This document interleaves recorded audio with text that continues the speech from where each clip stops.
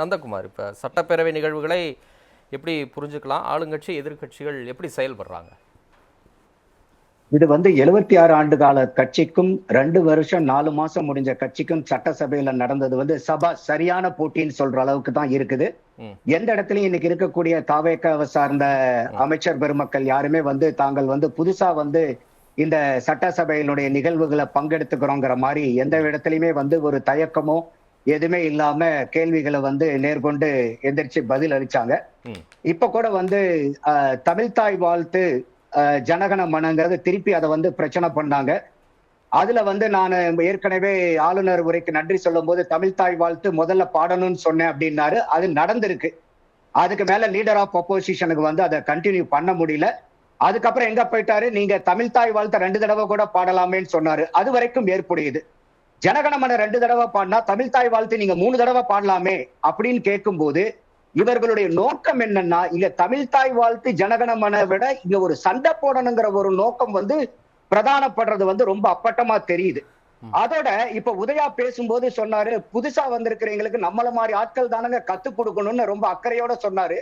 ஆனா உதயா மாதிரி ஆட்கள் லீடர் ஆஃப் அப்போசிஷனுக்கு கத்து கொடுக்க வேண்டிய கட்டாயத்துல இருக்கிறாங்க.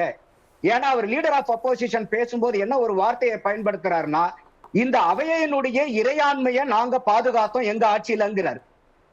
அப்ப இந்தியாவுல பாத்தீங்கன்னா it is run by constitutional supremacy. ஒரு சுப்ரீமசி கிடையாது. ஒரு சோவரினிட்டி கிடையாது. பார்லிமெண்ட்டுக்கு ஒரு சோவரினிட்டி கிடையாது. இதையெல்லாம் ஐயா அவர்கள் உதயா அவர்கள் லீடர் ஆஃப் அப்போசிஷன் அவர் இதெல்லாம் தெரிஞ்சுட்டு பேசினாருடைய இறையாண்மைங்கிறது அது கிடையாது. நான் பேசுறது கேக்குதா? கேக்குது. நீங்க உதயாங்கிறீங்க, அவர் இதயா. ஹலோ, கேக்குது. தொடர்ந்து பேசுங்க.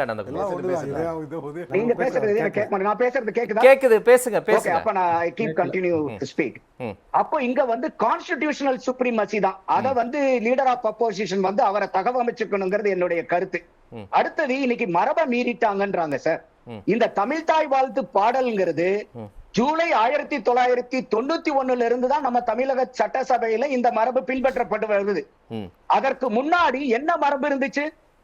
அப்ப அந்த மரபு எந்த பாடலும் பாடாத மரபை மாத்தி தானே நீங்க ஒரு தமிழ்தாய் வாழ்த்து பாடல அதிமுக ஆட்சியில ஜூலை 1991 இருந்து இது கடைபிடிக்கப்பட்டு வருது.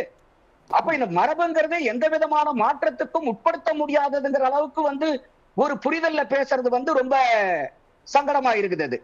அடுத்தது இப்ப பாவலன் பேசும்போதோ உதயா பேசும்போதோ இந்த ஹெச்ஆர்என் sorry I am extremely sorry Idhaya பேசும்போது என்னன்னா, இந்த ஹெச்ஆர்என்சி ஃபண்ட பத்தி பேசுறாங்க.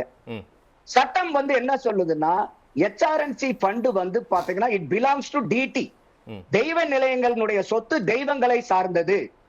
அந்த தெய்வங்களை பொறுத்த வரைக்கும் they are perpetual minor under the law. அப்ப அந்த பெர்பெக்சுவல் மைனர் அண்டர் த லாங்கும் போது இங்க பேரண்ட்ஸ் பேட்ரியன்னு ஒரு பிரின்சிபல் வருது சட்டத்துறையில. அப்போ இந்த கோயிலினுடைய சொத்து அரசாங்கத்தினுடைய சொத்து அல்ல. பேரண்ட்ஸ் பேட்ரியன்றது கூட யாருன்னா ஜுடிஷியரி தானே ஒழிய ஒரு கவர்மெண்ட் கிடையாது. அப்ப இது எல்லாமே என்ன நினைச்சுக்கிட்டு இருக்காங்கன்னா, ஒரு கோயில்ல வரக்கூடிய ஃபண்டு பூராமே கவர்மெண்ட் ஃபண்டு, அதை எடுத்து வெல்ஃபேருக்கு ஸ்கீமுக்கு பண்ணுனா என்ன அப்படின்னு கேக்குறாங்க. இது முற்றிலும் சட்டம் புரியாம நமக்கு சட்ட விதி 69 கோடி காட்டுறாரு சேகர் பாபு பேசும்போது. இந்து அறநிலைத்துறையோட சட்டம் விதி 69 சுட்டி காட்டுறாரு. சரஸ்வதி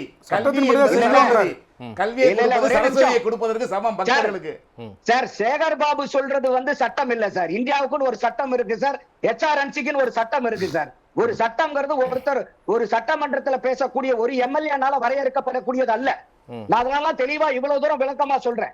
அப்ப இந்த கோயிலினுடைய பணம் அரசாங்கத்தினுடைய பணம் அல்ல. இப்ப ஒரு வாதத்துக்காக கேட்போம்.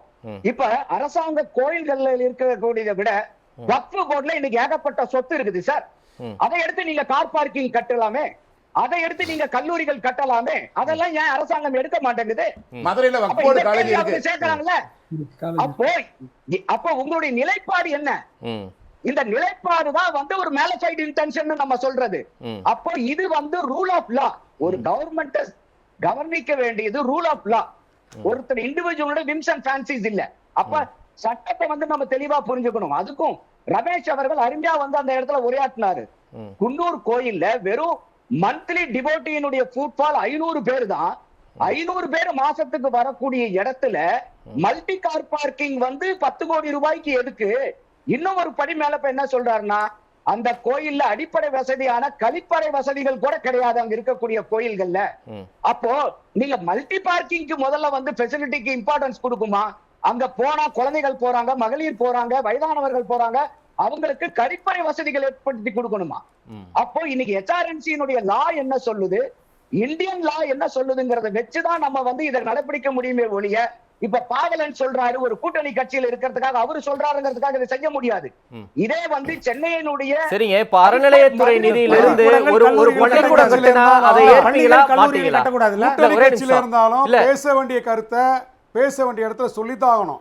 நாங்க வந்து புதிய அரசு இல்ல இருங்க நந்தகுமார் புதிய அரசு இருங்க புதிய அரசு இந்த ஆட்சி 5 ஆண்டுகள் தொடருவதற்கு இருங்க இந்த ஆட்சி தாவேக ஆட்சி 5 ஆண்டுகள் தொடருவதற்கு நாங்க உறுதுணையாக இருப்போம்னு எங்க தலைவர் வந்து சொல்லிட்டாங்க. ஓகே ஓகே 2 முறை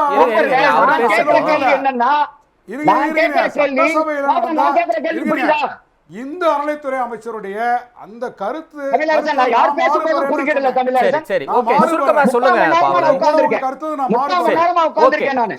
இல்ல நந்தகுமார், ஒரே டவுட் தான் எனக்கு. இப்ப இந்து அறநிலையத்துறை நிதியிலிருந்து ஒரு பள்ளிக்கூடம் கட்டுனா அதை ஏற்பீங்களா மறுப்பீங்களா? இந்து அறநிலையத்துறை சார்பாக 54 பள்ளிக்கூடங்கள் இயங்கிட்டு இருக்குது, கல்லூரிகள் உட்பட. இல்லங்க, இனிமேல் இந்து அறநிலையத்துறை நிதியிலிருந்து ஒரு பள்ளிக்கூடம் கட்டுனா அதை ஏற்பீங்களா மறுப்பீங்களா? சட்டத்துக்கு உட்பட்டு செஞ்சா யாரா இருந்தாலும் ஏத்துதாங்க ஆகணும். அதனாலதான் சொன்னேன், என்ன முன்னோட்டு பின்னோட்டு பீடிகைலாம் ஏற்கலாம் ஏற்க கூடாது, தெளிவா சொல்லுங்க. சட்டம் பண்ணலாம்னா பண்ணலாம், சட்டம் பண்ணக்கூடாதுன்னா பண்ணக்கூடாது. என்ன சொல்லுது? அவ்வளவுதான் என்னுடைய நீங்க என்ன சட்டம் சொல்றீங்க? இப்ப நம்ம சொல்லக்கூடிய புள்ளி என்னன்னா, இப்ப நம்மளுடைய கேள்வி கோயில் சொத்துல இருக்கிறத விட இன்னைக்கு வக்ஃப் நீங்க எடுங்க, அதை விட அதிகமான காசு இருக்கும் அங்க. எல்லாத்தையும் எடுத்து தமிழ்நாட்டினுடைய முன்னேற்றத்துக்காக ஏன் செலவு பண்ணக்கூடாது? பிஜேபி குரல் இல்ல நந்தகுமார், ஒரு நிமிஷம் நீங்க இந்த ஒரு நிமிஷம் இல்ல நந்தகுமார், நீங்க இந்து அறநிலை இல்ல நீங்க பேசுறதே அப்படியான ஒரு டோன்ல தான் புரிந்து கொள்ளப்படும். இந்து அறநிலையத்துறை சரியா நடக்கலன்னு நீங்க சொன்னீங்கன்னா அது வேற. வக்ஃப்ல இருந்து எடுத்து நீங்க பண்ணுங்க அப்படின்னீங்கன்னா அது எப்படி? இருங்க பாவலன் ஒரு நிமிஷம், நீங்க வக்ஃப்ல இருந்து எடுத்து பண்ணுங்கன்னா அது என்ன விதமான டோன்? அது பாவலன் ஆகட்டும், பொன் வில்சன் ஆகட்டும், இதயா அவர்கள் ஆகட்டும், 3 பேர் என்ன டோன்ல சொன்னாங்க? அந்த பணத்தை எடுத்து ஒரு நலத்திட்டங்கள் செய்யறதுல என்னென்ன தவறுன்னு கேட்டாங்க. நானும் அதே டோன்ல தான் கேக்குறேன். அதே டோன்லயே வக்ஃபோர்டே உங்களுக்கு உறுத்துது, வேற ஏதாவது சொல்ல வேண்டியதானே? இந்து அறநிலையத்துறை சம்பந்தப்பட்டு நீங்க வேணும்னு சொல்லுங்க, வேணாம்னு சொல்லுங்க, வக்ஃபோர்ட்ல இருந்து எடுத்து செய்யுங்கன்னா அது என்ன குரல்? ஏங்க நான் கேக்குறது, உங்களுக்கு வந்து HRNC-ல இருக்கக்கூடிய பணம் கண்ணுக்கு தெரியும் போது இல்ல நந்தகுமார், உங்களுக்கு HRNC வரலாறு தெரியும் நான் நம்புறேன், வக்ஃபோர்டோடைய வரலாறு என்ன அப்படிங்கிறது தெரியும் நான் நம்புறேன். தமிழ்நாடு அரசு துறை கீழே அது இருக்கு, ஒரு சில கல்லூரிகள் நிறுவனங்கள் இடங்கள் எல்லாமே இருக்கு. அதை நீங்க தனித்தனியா பிரிச்சு யாருடைய குரலா ஒலிக்கிறீங்க அப்படின்னு பாக்குற மக்கள் எப்படி புரிஞ்சுப்பாங்கன்றத நீங்க தெளிவுபடுத்துங்க.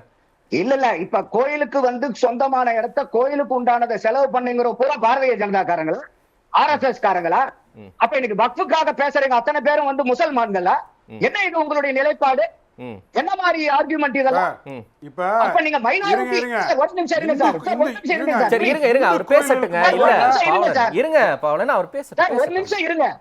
நம்ம எல்லாத்தையும் நான் பேசுறது எல்லாத்தையும் சம அளவுகோல்ல வச்சு பார்க்கணுங்கிறதா என்னுடைய ஒரே பாயிண்ட்.